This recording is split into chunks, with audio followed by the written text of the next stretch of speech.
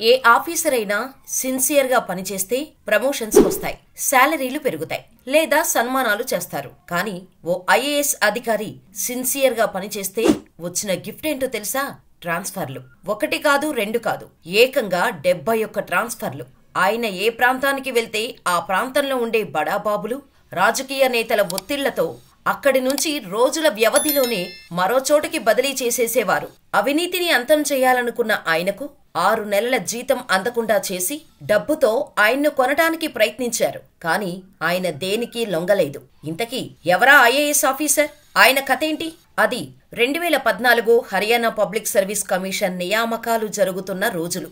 కష్టపడి చదివి exam pass అయిన వారికి కాకుండా రికమెండేషన్లు, డబ్బులు కట్టి దొడ్డిదారిన వచ్చిన వారికి జాయినింగ్ ఆర్డర్స్ ఇచ్చారు. ఇది తెలుసుకున్న ప్రదీప్ ఏకంగా హర్యానా ప్రభుత్వానికే వ్యతిరేకంగా నిలబడ్డారు. అప్పటి ముఖ్యమంత్రి భూపేందర్ సింగ్ హుడాని నేరుగా ప్రశ్నించారు ప్రదీప్ కస్ని.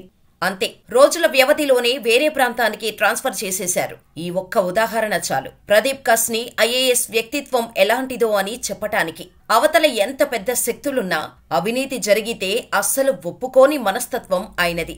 ఈ ఘటనతో ప్రదీప్ కస్ని పేరు దేశవ్యాప్తంగా మారుమోగిపోయింది. ప్రదీప్ కస్ని ఐఏఎస్ తను ఉండే చోట ప్రతిదీ సిస్టమాటిక్ గా వెళ్లాలని అనుకుంటారు. అవినీతి అనేది లేకుండా చూడాలన్నది ఆయన విధానం. డ్యూటీలో ఎన్ని సవాళ్లు ఎదురైనా తన సిద్ధాంతాలను మాత్రం క్రాస్ చేయలేదు. మరీ ఇంత నిజాయితీగా ఉంటే బడా వ్యాపారవేత్తల నుంచి రాజకీయ నేతల వరకు అందరికీ ఇబ్బందే కదా. అందుకే ఆయన్ను సరిగ్గా 6 నెలలకు మించి ఒక ప్రాంతంలో ఉద్యోగం చేయనివ్వటం రేర్. హర్యానా సర్వీస్ కమిషన్ ఘటనతో కస్నీపై మరింత ఒత్తిడి పెరిగింది. మర్యాదగా చేసిన ఆరోపణలు వెనక్కి తీసుకోవాలని చోటామోటా రాజకీయ నాయకుల నుంచి బెదిరింపులు రావటం మొదలయ్యాయి. ఐఏఎస్ అధికారుల సంఘం నుంచి ఒత్తిడులు వచ్చాయి. కాంప్రమైజ్ కావాలని హర్యానా ప్రజల దృష్టిలో హీరో అయిన కస్ని, పొలిటీషియన్స్, కొందరు అవినీతి అధికారులకు విలనయ్యారు. అందుకే ఉన్న ఫలంగా హర్యానా పబ్లిక్ కమిషన్ సెక్రటరీ నుంచి Haryana service matters tribunal chairman గా ట్రాన్స్ఫర్ చేసేశారు. పోనీ అక్కడ ఆయన్ని పని చేసుకొనిచ్చారా అంటే 2 నెలలు పూర్తిగా గడవక ముందే హర్యానా అర్బన్ డెవలప్మెంట్ అథారిటీకి బదిలీ చేసేశారు. ప్రదీప్ కస్నీకి ట్రాన్స్ఫర్లు కొత్తేం కాదు. ఏ ప్రాంతానికి వెళ్లినా అక్కడ 6 నెలల కంటే ఎక్కువ ఎక్కడా ఉండలేదు. ఎంతలా అంటే ఆయన 34 ఏళ్ల సర్వీసులో 71 సార్లు ట్రాన్స్ఫర్ అయ్యారంటే అర్థం చేసుకోవచ్చు. ఇక అర్బన్ డెవలప్మెంట్ అథారిటీలో బాధ్యతలు చేపట్టిన ఆయన అక్కడ జరిగిన అక్రమాలను వెలుగులోకి తీసుకురావడానికి ఫైల్స్ సిద్ధం చేస్తున్నారు. ఇది తెలుసుకున్న కొందరు అవినీతి అధికారులు ప్రదీప్ కస్ని అక్కడే ఉంటే తమ పనులు సాగవని వారికి అర్థమైపోయింది.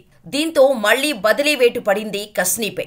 ఈసారి హర్యానా ఆర్కైవ్స్ అండ్ ఆర్చియాలజీ డిపార్ట్మెంట్కు పంపించేశారు. అయితే ప్రదీప్ కస్ని విషయంపై ప్రజల నుంచి వస్తున్న వ్యతిరేకత చూసిన ప్రభుత్వం ఆయనను తిరిగి హర్యానా పబ్లిక్ సర్వీస్ కమిషన్కు తిరిగి సెక్రటరీగా నియమించింది. ప్రదీప్ కస్ని కమిషన్లో ఉన్న అక్రమాలను వెలుగులోకి తీసుకువస్తుండటంతో ప్రభుత్వానికి ఏం చేయాలో అర్థం కాలేదు. దీంతో ఆయన్ను మళ్లీ ట్రాన్స్ఫర్ చేసేసింది.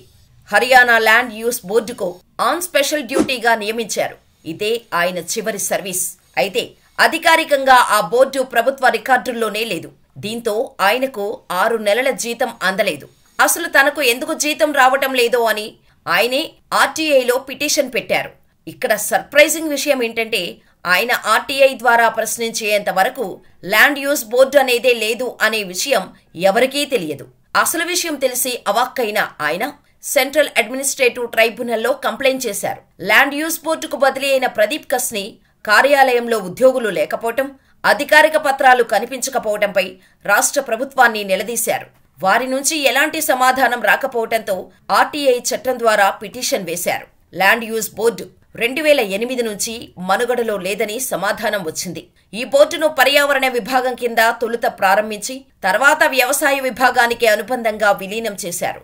అనంతరం బోర్డును మూసేశారు. అసలు ఉపయోగంలోనే లేని బోర్డుకు హర్యానా ప్రభుత్వం ప్రదీప్ను ప్రత్యేక అధికారిగా బదిలీ చేసింది. అలా సర్వీసు చివరిలో ఉండగా 6 నెలల పాటు జీతం రాలేదు ప్రదీప్కు.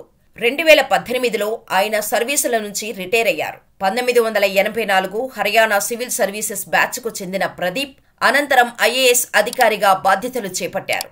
తనను పూర్తిగా ఎక్కడా పని చేయనివ్వకుండా చేశారంటూ తన హక్కుల కోసం న్యాయ పోరాటం చేస్తున్న ఆయన పదవీ విరమణ చేసినా పదవీ కాలాన్ని పొడిగించాలని డిమాండ్ చేస్తున్నారు. ప్రదీప్ భార్య కూడా ఐఏఎస్ అధికారిని. ఆమె గతంలో గవర్నర్కు ఏడీసీ పనిచేసి 2017లో పదవి విరమణ చేశారు. ప్రదీప్ అత్యధికంగా కాంగ్రెస్ పాలనలో భూపేందర్ సింగ్ హయాంలోనే బదిలీ అయ్యారు.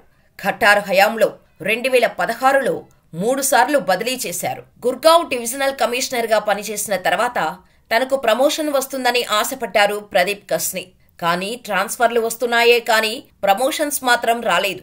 స్వతహాగా ప్రదీప్ చిన్నతనం నుంచే సామాజిక అంశాలపై పోరాటం సాగిస్తున్నాడు.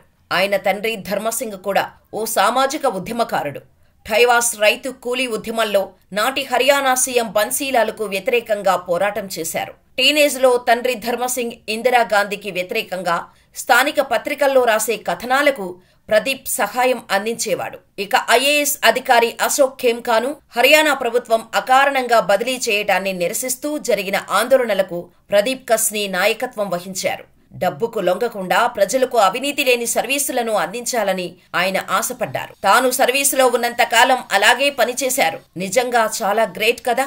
ఎన్నిసార్లు ట్రాన్స్ఫర్లు చేసినా ఎక్కడా కాంప్రమైజ్ కాకుండా, ఎన్ని ఒత్తిళ్లు పెట్టినా లైన్ క్రాస్ చేయకుండా పనిచేయటం. ప్రదీప్ కస్నీలా అధికారులంతా నిజాయితీగా పనిచేస్తే దేశంలో అవినీతి లేకుండా అభివృద్ధి పదంలో నడుస్తోంది. కానీ అలా జరగనివ్వరు కదా.